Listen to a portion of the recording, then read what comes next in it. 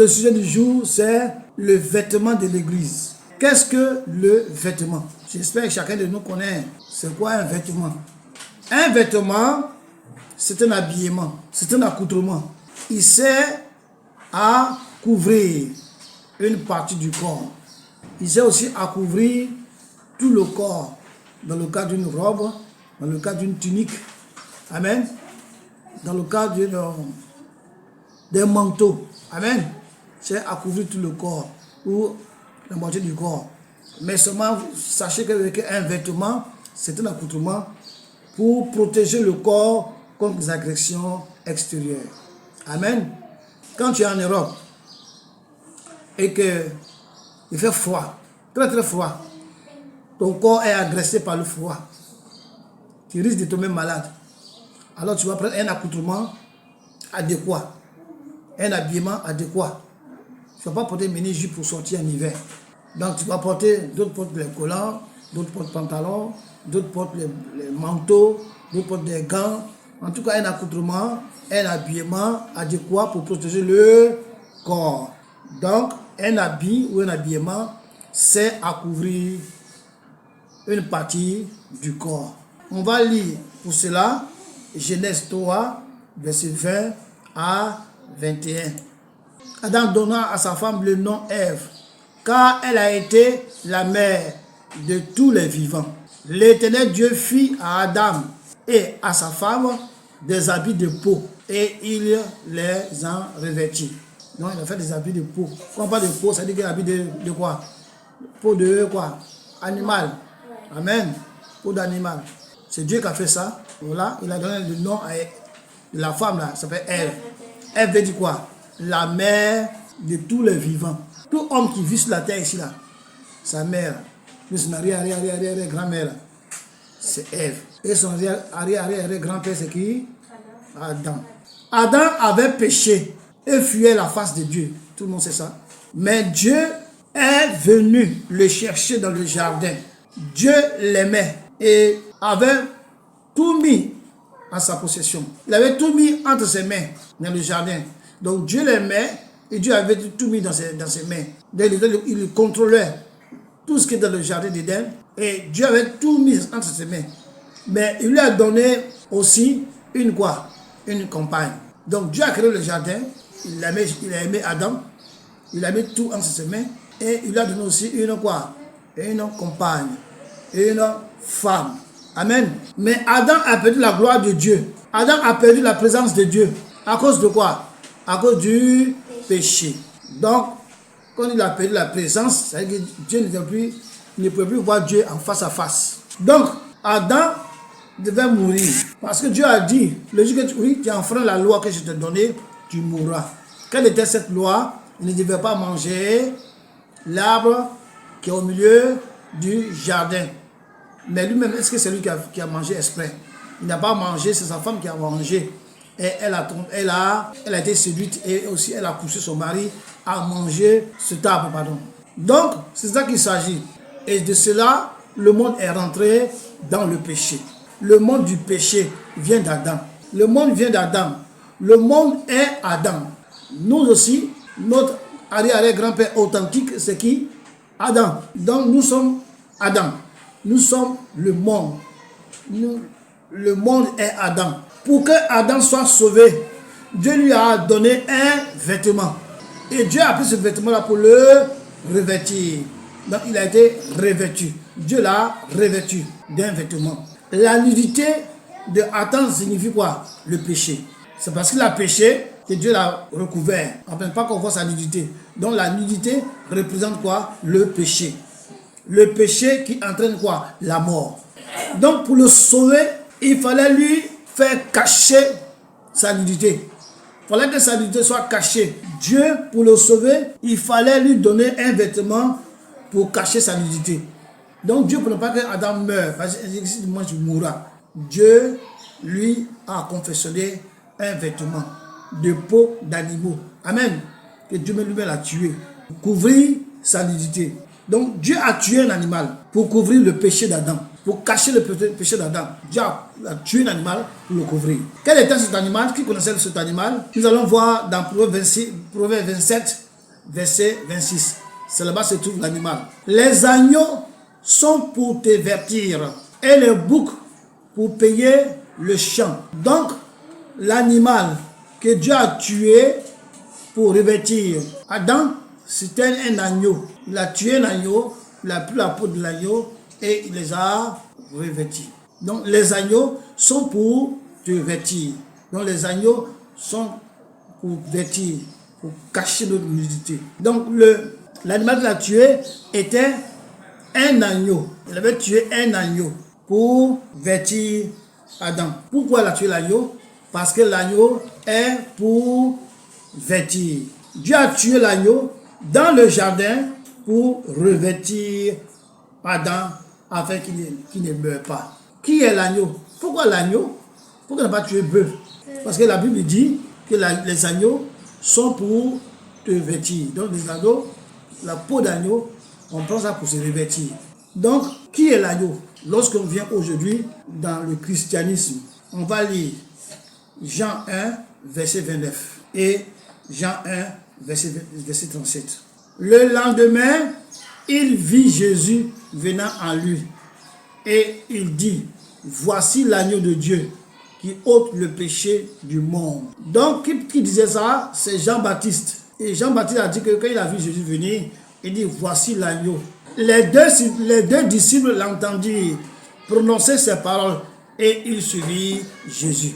Donc, les deux premiers disciples là, ils étaient avec Jean-Baptiste et après qu'ils ont vu Jésus, Jean-Baptiste a dit, voici l'agneau là. C'est lui là qui sauve le monde. C'est lui là qui ôte le péché. Et les deux disciples ont fait quoi? L'ont suivi pour avoir la vie éternelle. Ils n'ont pas suivi pour le plaisir. Ils l'ont suivi pour que les péchés soient ôtés, pour qu'ils puissent avoir la vie éternelle. Puisqu'il est de l'agneau. Ils connaissaient la loi, ils savaient que Dieu allait envoyer un agneau. Donc quand ils voient l'agneau, directement ils ont suivi l'agneau. L'agneau est Christ qui ôte le péché. Jésus est l'agneau qui ôte le péché du monde. Jésus est un vêtement. Aujourd'hui, on pourrait dire que Jésus-Christ, il est l'animal. Mais est-ce qu'en réalité, Jésus est l'animal? Il n'est pas animal, c'est... Mais dans le temps d'Adam et Ève, c'était un animal vrai. Et à notre temps, c'est Jésus. Donc, celui qui n'a pas le vêtement, celui qui n'a pas le manteau, n'a pas la vie. Donc, si tu as le manteau, tu as revêti l'agneau de Dieu. Donc, le manteau de l'agneau de Dieu, la peau de l'agneau de Dieu. Aujourd'hui, c'est l'église seulement qui porte quoi? Un vêtement. Qui porte quoi? Un manteau. Aujourd'hui, c'est l'église seulement qui porte un vêtement. Et le vêtement qu'on porte, que l'église porte, c'est Christ, qui est l'agneau, qui a été tué.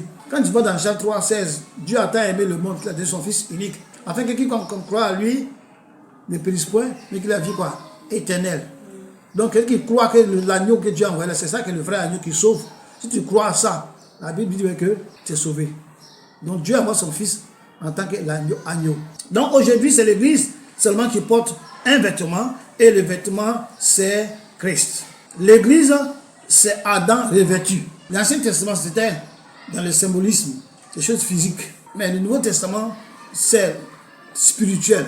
L'Ancien Testament, c'est le monde. Amen. Et quand Dieu a revêtu, Adam est sauvé. Donc, les chrétiens aujourd'hui sont Adam revêtus. Le monde qui est revêtu. Amen. Par qui? Par quoi? Par l'agneau de Dieu. Donc, l'église, c'est Adam revêtu par l'agneau de Dieu. Adam revêtu par l'agneau de Dieu toujours. Mais cet agneau-là était quoi? Physique, le symbole. Amen. Celui-là qui nous révèle aujourd'hui, c'est spirituel. Tous les païens sur la terre, les pécheurs, ils sont nus ici-bas. Tous ceux que vous voyez comme ça, là, qui ne sont pas chrétiens. Tous ceux même qui sont dans l'église, c'est dit chrétiens qui ne sont pas chrétiens. Tous ceux qui ont un pied dedans, un pied dehors, qui sont dans l'église ou en dehors, ou tous les païens. Quand vous les voyez dans le monde spirituel, la Bible dit qu'ils sont nus. Quelqu'un qui a un pied dedans, un pied dehors, tu n'es pas chrétien. Quelqu'un qui est païen, tu n'es pas chrétien. Quelqu'un qui est dans le monde, tu n'es pas chrétien. Et quand c'est ainsi, alors tu es nu. Donc tous ceux qui sont païens, tous ceux qui ne sont pas chrétiens, qui sont sur la terre ici, là, ou même ceux qui sont à l'église, mais tu ne crois pas à Jésus, mais tu ne marches pas selon les principes de Jésus, qui sont à l'église, qui ont un pied dedans, un pied dehors, ils sont à l'église vers le ciel, j'ai un pied dehors, pour avoir de quoi manger, pour suivre le monde. Et la Bible dit qu'ils sont nus. Croire en l'agneau c'est accepter Christ. Et quiconque croit en lui, lui là c'est qui? L'agneau. L'agneau c'est qui? Christ. Donc, croire en l'agneau, c'est accepter qui? Christ. Seule l'église de Christ porte le vêtement. Seule l'église. L'église en tant que peuple de Dieu. Amen. L'assemblée de Dieu. L'église, c'est l'ensemble de tous les chrétiens qui comme une seule personne. La Bible dit que l'église de Christ porte le vêtement. L'église porte un vêtement pour être enfant de Dieu. Donc tout enfant de Dieu porte un vêtement. Porte le vêtement. Porte la peau de l'agneau. Ils ont revêtu de l'agneau de Dieu. Donc Adam revêtu, c'est l'église. Le monde a péché et privé de la gloire de Dieu.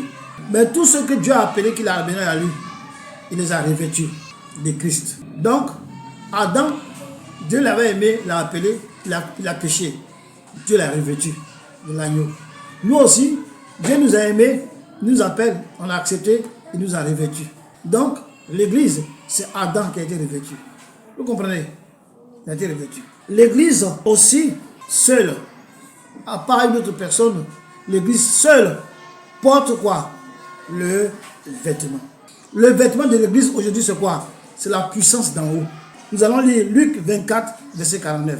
Et voici, j'enverrai sur vous ce que mon Père a promis, mais vous, restez dans la ville jusqu'à ce que vous soyez revêtus de la puissance d'en haut. Jésus a dit à ses apôtres, restez en ville, restez à Jérusalem, jusqu'à ce que le Père vous envoie ce qu'il vous a promis. La puissance d'en haut que le Père devait envoyer, c'était quoi? Le Saint-Esprit. Comment on sait que c'est le Saint-Esprit? C'est dans Acte 1, verset 8. Quelqu'un n'a qu'à lire Acte 1, verset 8, rapidement. Mais vous recevez une puissance, le Saint-Esprit survenant sur vous, et vous serez les témoins à Jérusalem, dans toute la Judée, dans la Samarie et jusqu'aux extrémités de la terre. Il a dit, mais vous recevez une puissance. Comme Jésus a dit à ses apôtres, ne quittez pas la ville, restez dans la ville, jusqu'à ce que la puissance d'en haut descende sur vous. N'est-ce pas? Et on dit, vous recevez une puissance. Donc la puissance d'en haut, que le Père a promis là, ils n'ont qu'à rester ensemble. Ils vont recevoir la puissance là. Amen. Est-ce qu'ils ont reçu la puissance? Oui, ils ont reçu la puissance. Allons dans Acte 2, 1 à 4. Le jour de la Pentecôte, ils étaient tous ensemble dans le même lieu. Tout d'un coup, il vint du ciel un bruit comme celui d'un vent impétueux. Et il remplit toute la maison où ils étaient assis. Des langues semblables à des langues de feu leur apparurent, séparées les unes des autres, et se posèrent sur chacun d'eux. Ils furent tous remplis du Saint-Esprit et se mirent à parler en d'autres langues, selon que l'Esprit leur donnait de s'exprimer. Amen. Donc, elle dit que le Père a promis du ciel va venir. Et Jésus a continué en disant, vous recevez une puissance. Alors, on dit tout à coup est venu du ciel. Donc la puissance est venue du ciel. Et cette puissance-là était comme un vent. Dans le Saint-Esprit, l'Esprit c'est comme le vent. Comme un vent impétueux, un vent violent. Et le vent a rempli la maison dans laquelle j'étais. Et le vent s'est transformé en flamme de feu. Dieu est feu.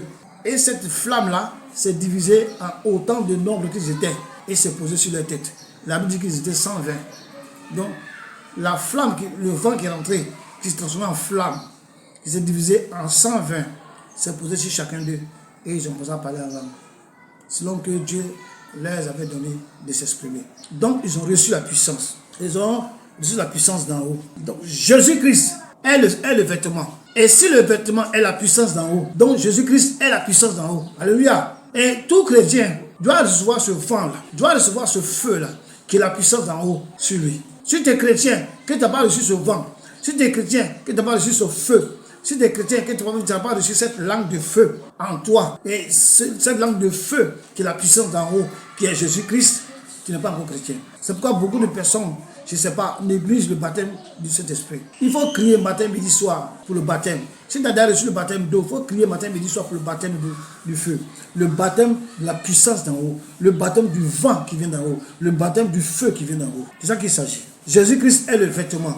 Nous allons lire Romains 13, 14. Mais revêtez-vous du Seigneur Jésus-Christ et n'ayez pas soin de la chair pour en satisfaire les convoitises. Il dit de se revêtir de la puissance d'en haut, de se revêtir du feu d'en haut, de se revêtir du vent qui vient d'en haut, de chercher cela, mais de ne pas avoir soin de la chair, de ne pas mettre tout son temps à embellir sa chair, non pas tout son temps à aimer sa chair, prendre tout son temps à adorer sa chair, prendre tout son temps à marcher selon la chair, à valoriser sa chair, à s'enorgueillir à cause de la chair, à cause de ta beauté, tu es orgueilleuse. À cause de ta grande taille, tu es orgueilleuse. À cause de ta force, à cause de tes muscles, à cause de tu es bien bâti, tu es orgueilleuse. Parce que chez les blancs, si tu es mince, la femme est mince, c'est sa beauté. En Afrique, si la femme est bien charnue, elle a des bons seins, elle a des grosses fesses, c'est la beauté. Si la femme est claire, elle est claire, c'est la beauté. Dieu dit de ne pas prendre soin de toutes ces choses-là, mais de chercher la puissance qui vient d'en haut, de chercher le feu qui vient d'en haut, de chercher le vent qui vient d'en haut, l'esprit qui vient d'en haut. Le vent, c'est l'esprit. C'est de ça que Dieu dit ici dans ce verset. Nous allons lire Galates 3, 27. Vous tous qui avez été baptisés en Jésus-Christ, en Christ, vous avez revêtu Christ. Qui, comme c'est dit chrétien, tu es baptisé d'eau, mais tu n'es pas encore baptisé en Christ, tu n'as pas encore revêtu Christ. Tu es chrétien, mais tu n'as aucune puissance. Parce que c'est la puissance d'en haut qui est Christ. Donc si tu n'as pas été baptisé en Jésus-Christ, comme les apôtres au départ dans Actes 2, 1 à 4, tu n'as aucune puissance. Tu ne peux pas faire face à un démon. Tu ne peux pas faire face à une maladie. Tu ne peux pas faire face à quelque chose qui va s'élever contre toi, qui va venir des mondes des ténèbres, qui va venir des ténèbres. Tu ne peux pas faire face à cela. Tu n'as aucune autorité. Si tu n'as pas reçu le vent qui vient d'en haut, qui est l'esprit, si tu n'as pas reçu le feu qui vient d'en haut, qui est Dieu, qui est Jésus. Si tu n'as pas reçu cela, cette puissance, tu ne peux rien faire, tu n'as aucune autorité. Et Jésus a dit dans Acte 1:8 qu'il faut recevoir ça avant de se lever pour aller servir Dieu. Il faut recevoir ça avant d'aller témoigner de Dieu. Parce que lorsque tu vas témoigner, tu te fais face à un démon, tu fais face à une puissance qui s'oppose à cela. Si toi tu n'as aucune puissance, tu n'as aucune autorité, ils vont te malmener. Vous avez vu les fils de Shiva qui ont été frappés, déchirés. Ils n'avaient aucune puissance sur eux. Ils n'avaient aucune puissance, ils n'avaient aucune autorité. Ils n'avaient aucun feu. Ils n'avaient aucun esprit qui vient de Dieu. Et ils ont voulu faire comme Paul. Ils ont été chicotés. C'est ça qui saisit. Donc, le vêtement qu'on porte, c'est Christ. C'est le Saint-Esprit. Christ est le Saint-Esprit. Christ est Dieu. Et le Saint-Esprit est le vêtement de l'Église. Jésus-Christ est le vêtement de l'Église, comme on l'a vu tout à l'heure. Le péché enlève le manteau pour te retrouver nu. Mais ils étaient revêtus de la gloire de Dieu. Ils étaient revêtus de la puissance de Dieu. Ils étaient revêtus de la lumière de Dieu. Mais lorsque le péché a été consommé par Adam et Ève, ils ont perdu la gloire de Dieu. La lumière de Dieu qui était sur eux est partie. Ils étaient devenus visibles. Vous pouvez voir leur nudité. De même, toi qui es baptisé dans le Saint-Esprit aujourd'hui, toi qui es baptisé du feu d'en haut, tu es baptisé de la puissance d'en haut. La Bible dit, le péché enlève le manteau. Le péché enlève quoi? Cette puissance-là. Tu es un chrétien, tu vis dans le péché, tu gagnes ta vie dans le péché, tu gagnes ton plaisir dans le péché, tu fais tout dans le péché. Si tu continues ainsi, la Bible dit, le péché débrouille l'homme de la gloire de Dieu. Jésus-Christ, c'est lui qui est le manteau, il est la gloire de Dieu. Jésus-Christ, il est Dieu lui-même, il est la puissance d'en haut. Amen, il est le vêtement d'en haut. Il est le vent impétueux. Vivre dans le péché, ne pas écouter les gens, ne pas écouter les prêches, les avertissements, ne pas écouter la voix de Dieu par la vision, par la voix audible, par les songes, ne rien écouter, les révélations de Dieu, tu refuses ça. Tu persistes à marcher dans la voie que Dieu n'aime pas, dans laquelle tu continues à marcher. La Bible dit, ce péché dans lequel tu persistes va ôter le manteau. Le jour de l'enlèvement, tu ne vas pas partir parce que tu n'as aucun manteau, tu n'as aucun vêtement, tu seras nu. Et Jésus-Christ ne vient pas pour prendre les gens nus. Il viendra prendre les gens qui sont habillés, qui sont vêtus de Christ, vêtus de la puissance du Saint-Esprit, vêtus de la lumière de Dieu, vêtus de l'Esprit de Dieu. Donc, chacun de nous doit protéger son vêtement. En faisant quoi? En fuyant quoi? Le péché, c'est tout simplement. Parce que si le péché enlève les vêtements, si le péché te dépouille de ton vêtement, il faut fuir le péché. Donc, il faut fuir le péché, comme la peste. Le péché dépouille le chrétien. Donc, chacun de nous doit protéger son vêtement, afin de ne pas le perdre par la souillure. On perd le vêtement par la souillure. Il faut éviter cela, afin qu'il soit sans tache. Donc, fuis la souillure, afin que le vêtement soit sans tache. Parce que Dieu dit qu'il vient chercher une église sans tache, ni quoi? Que Dieu vienne qu'il trouve ton vêtement et trouve l'église avec des tâches, tu ne veux pas la prendre. Et si toi tu fais partie de l'église de Dieu qui a des tâches, tu ne partiras pas. Marche selon la parole de Dieu, afin d'être toujours pur, sans tâche. Et lorsque Jésus-Christ viendra prendre son église pure et sans tâche, tu feras partie de cette église. Fuis le péché, fuis la sueur, ne pas vivre dans le péché, ne pas gagner sa vie dans le péché, ne pas prendre son plaisir dans le péché, ne pas marcher avec le monde dans le péché. Ou fuir le péché, parce que le péché depuis le chrétien de la puissance de Dieu, de la gloire de Dieu, du manteau de Dieu, de l'Esprit de Dieu. S'examiner tous les jours. Tous les jours, il faut t'examiner. Pourquoi? Pour voir si tu es toujours en conformité avec la parole de Dieu. Si tu ne vis pas en conformité à la parole de Dieu, sache que tu es dans la souillure. Si tu marches dans la non-conformité avec la parole de Dieu, tu marches dans la souillure. Il faut faire très attention. Tu marches dans la souillure. Alors, nous devons faire en sorte de nous examiner tous les jours dans notre vie pour voir si on est en conformité avec la parole de Dieu. Pour ceux qui n'ont pas saisi ce que j'ai dit, je vais reprendre. La puissance, la gloire de Dieu, la gloire du Père, la gloire du Saint-Esprit, le feu d'en haut, la puissance d'en haut, le vent impétueux, tout cela, c'est le Saint-Esprit. Le Saint-Esprit qui est quoi? Qui est Jésus. Donc, il ne faut pas avoir la confusion. Tout ça résume à la même personne.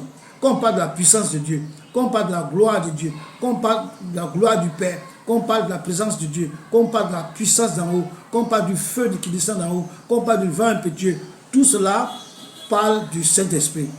Et le Saint-Esprit, c'est Jésus-Christ. Pendant qu'ils étaient encore en Égypte, Israéliens, pendant qu'ils étaient en Égypte, lorsque Dieu les a demandé de tuer l'agneau, lorsque le peuple de Dieu avait égorgé l'agneau, il fallait le manger après l'avoir tué. Il fallait tuer l'agneau, mettre son sang sur les linteaux, le manger après l'avoir égorgé, le manger la même nuit. L'agneau donné au temps de Moïse représentait le Christ. Vous comprenez? Au temps de Moïse, l'agneau qui a été donné là, il représentait le Christ. Au temps d'Adam, l'agneau qui a été tué là, il représentait le Christ. Donc le Christ, dans les représentations, il fallait le tuer et le manger. Donc l'agneau donné au temps de Moïse représentait le Christ qu'il fallait faire quoi? Manger. Qu'il fallait manger. Manger pourquoi? Manger pour être sauvé. Il faut manger l'agneau pour être sauvé. Il faut le tuer, que le sang se répande pour te protéger, et il faut manger l'agneau. Donc cet agneau qu'il parle là au temps de Moïse était quoi? Était la représentation de Christ. C'était le symbole qu'il fallait manger. Pour être sauvé, il faut manger l'agneau. Si quelqu'un ne mange pas l'agneau, si quelqu'un ne mange pas Jésus, il est mort. En ce temps-là, si quelqu'un refusait de manger l'agneau, il mourait. Et en Égypte, des gens même qui n'étaient pas des Israéliens, mais qui ont compris le mécanisme, qui ont fui, pour venir se réfugier dans les maisons des Israéliens. Nous sommes venus se réfugier. La maison qui était protégée par le sang qui était sur les linteaux. Aujourd'hui, nous sommes protégés par le sang de Jésus. Nous sommes purifiés par le sang de Jésus. Le sang de l'agneau nous sauve. Mais ça ne s'arrête pas là. Il faut manger l'agneau. Dans le soir, être sauvé. Si quelqu'un ne mange pas l'agneau, il est mort. Si quelqu'un ne mange pas Jésus, il est mort. Si tu ne manges pas Jésus-Christ, tu es mort. C'est pas moi qui dis ça, c'est la Bible qui dit ça. Jésus doit être quoi? Mangé pour avoir la vie. Donc pour avoir la vie, Jésus-Christ, il doit être mangé. Comme autant en Égypte. L'agneau devait être quoi? Mangé. La chair et le sang de l'agneau qui est Jésus. C'est quoi? C'est la Sainte Sainte. Jésus même avant de mourir, la nuit avant de mourir, il avait donné un exemple aux apôtres qui étaient avec lui. Il dit, toute fois que vous allez vous réunir, prenez le pain, prenez le vin. Ça représente ma chair et mon sang. Donc il était vivant. Donc il a dit ça. Que lorsqu'ils vont prendre ça après son départ, le vin là, ça va représenter son sang et le pain va représenter sa chair. Aujourd'hui, nous chrétiens qui sommes venus 2000 ans plus tard, nous devons continuer à manger Jésus. Si tu ne manges pas Jésus, tu n'auras pas la vie éternelle. Tu n'auras pas la vie. Donc, son sang, c'est le vin, la chair, c'est le pain. C'est ce qu'on appelle la Sainte Seine. Il faut manger Jésus. Il faut boire le sang de Jésus pour être sauvé. Quand il avait dit ça aux Juifs, ils ont dit, mais comment ça? C'est quel blasphème? On dit, beaucoup d'entre eux ont laissé Jésus. Il dit, qui va manger son sang? Qui va manger son sang? Qui va sa chair? Qui va boire son sang? Il est fou celui-là. Et ils sont partis. Amen. Mais ils n'avaient pas compris ce que Jésus voulait dire.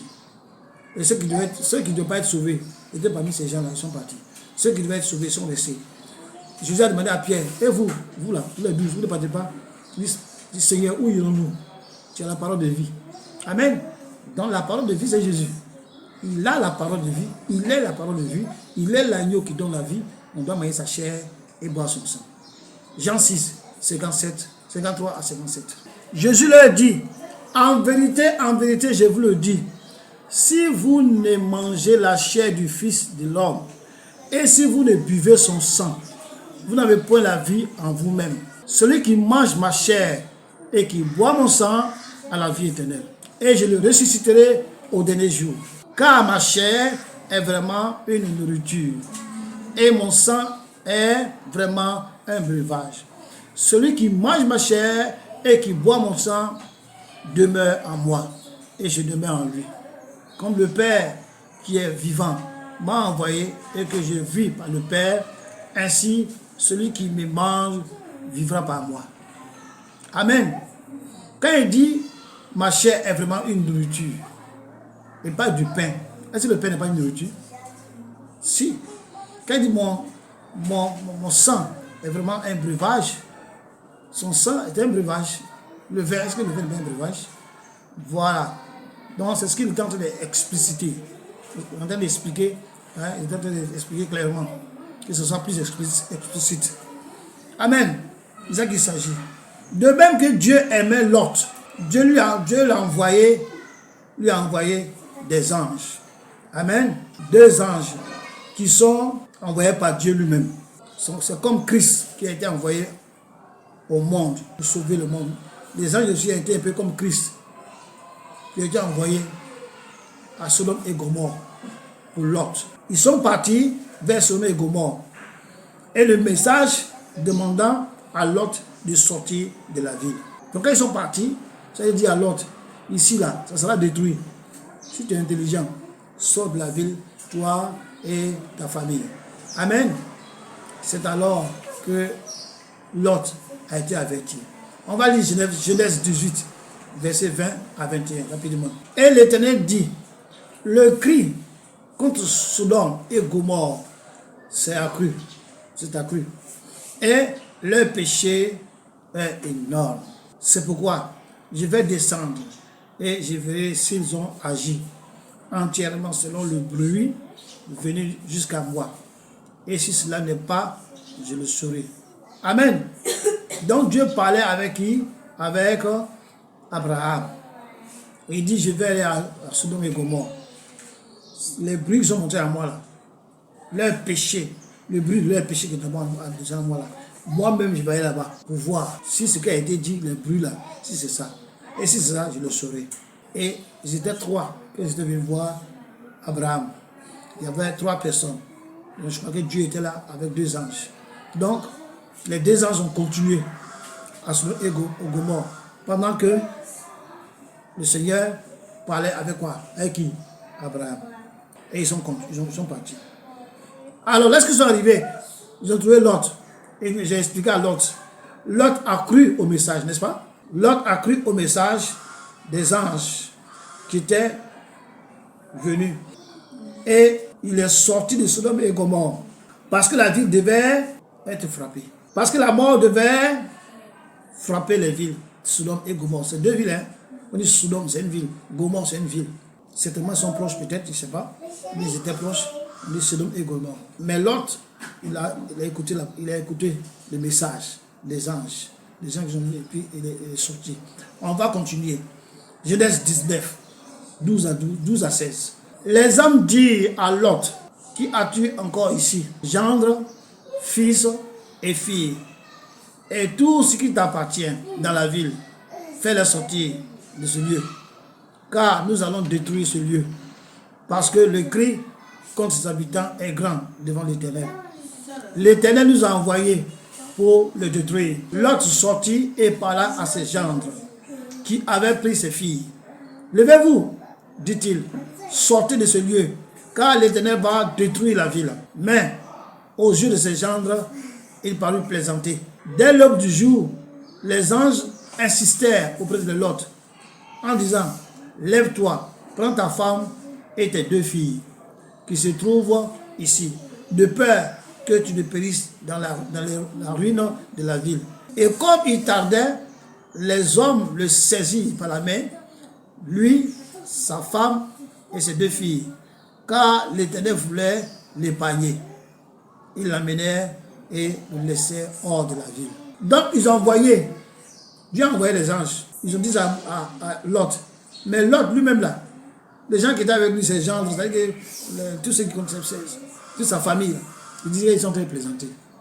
Ils pensaient que c'est la plaisanterie. Même Lot, il pensait que c'était plaisanterie.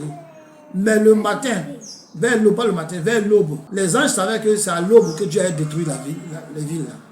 Alors si on le prend Lot de force, saisi contre saisi là, saisi sa main, saisi sa main, la main de sa femme, la main de ses 2 filles, les 2 anges, et ils l'ont entraîné dehors. Ils l'ont fait sortir avec force. Pourquoi? Parce que Dieu voulait le sauver. Il était incrédule. Il y a beaucoup de personnes aujourd'hui qui sont incrédules, mais à la fin des temps, certainement Dieu va les sauver, comme il a sauvé Lot. Verset 17. Après les avoir fait sortir, l'un d'eux dit, sauve-toi pour ta vie. Ne regarde pas par derrière. Ne regarde pas derrière toi. Et ne t'arrête pas dans toute la plaine. Sauve-toi vers la montagne, de peur que tu ne périsses. Donc ils l'ont dit, non seulement ils l'ont dit de sortir, mais ils l'ont dit ce qu'il doit faire. Il doit sortir et puis ne pas regarder derrière. Ne pas regarder derrière pour aller où? Pour aller en haut sur les plaines, aller dans toute la plaine, vers où il y a les montagnes, de peur qu'il ne périsse. Donc il est sorti, il est vers les plaines sur la montagne. Et il a été sauvé. De même pour nous chrétiens aujourd'hui, pour être sauvés, il nous faut sortir. Sortir d'où? Il nous faut sortir. Il nous faut quitter le monde. Parce que le monde, c'est là quoi? Détruit. Dieu va détruire le monde. Donc Dieu nous demande aujourd'hui de sortir du monde. Quitter le monde pour aller où? Pour se réfugier en qui? En Jésus. Pour se réfugier en l'agneau. Fuis le monde. Pour quitter le monde. Même si tu entends le message de l'évangile, si tu entends les gens prêcher, mais si tu ne sors pas du monde, tu demeures dans le monde, tu mourras. Même si tu es dans l'église, tu écoutes la parole matin, midi, soir, mais tu demeures dans le monde, tu mourras. Si tu es païen, tu refuses d'écouter le message de l'évangile et se réfugier en Christ, tu demeures là-bas, tu mourras. Si tu as un pied dedans, dans l'église, un pied au dehors dans le monde, tu mourras. Il faut sortir complètement. Toi et ta famille, toi et tes enfants. Ce n'est pas que tu es à l'église, tu es pasteur, tu t'en fous des enfants. Tu es à l'église, tu es pasteur, tu t'en fous des femmes. Tu dis, oh, mon salut c'est moi-même. Non. Toi et ta femme, toi et tes 2 enfants, s'ils sont 2. Toi et tes 4 enfants, s'ils sont 4. Tu ne peux pas être sauvé. Et puis ta famille n'est pas sauvée.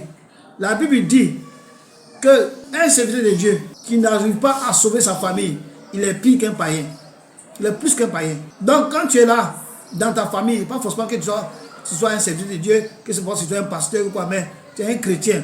Tu dois tout faire pour que ta famille soit sauvée. Maintenant, si Dieu dit que tu as envoyé le message, tu l'as apprécié le message, si ils ont écouté, ils sont sauvés avec toi. Si ils n'ont pas écouté, tu as fait pour toi.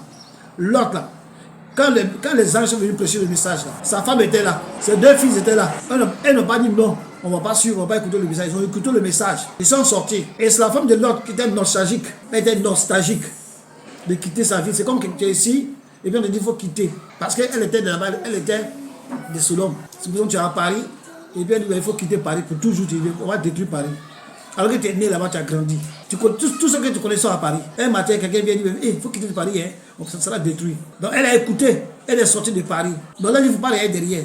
Mais comme elle a la nostalgie de Paris, elle ne voulait pas quitter Paris. Son cœur était encore attaché à Paris. Elle arrivait derrière. Elle était transformée en quoi?